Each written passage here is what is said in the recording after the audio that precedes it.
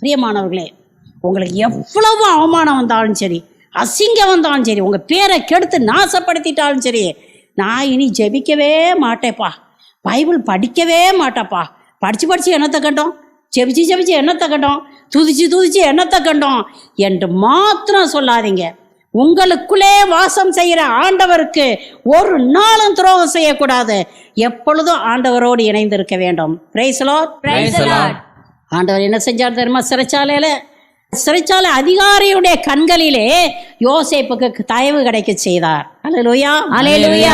பிரியமானவர்களே, நீங்கள் கடவுளுக்கு உகந்த பாத்திரமாக வாழ்கின்றீர்கள் என்றால், அவருடைய கோவிலாக வாழ்ந்து கொண்டிருக்கிறீர்கள் என்றால், நீங்கள் சிறைச்சாலையில் இருந்தாலும் சரி, வீட்டில் இருந்தாலும் சரி, தோட்டத்தில் இருந்தாலும் சரி, காட்டில் இருந்தாலும் சரி, மலையில் இருந்தாலும் சரி, மடுவில் இருந்தாலும் சரி, கடலில் இருந்தாலும் சரி, அவருடைய பிரசன்னம் எப்போதும் உங்கள் கூடவே இருக்கும். Praise the Lord.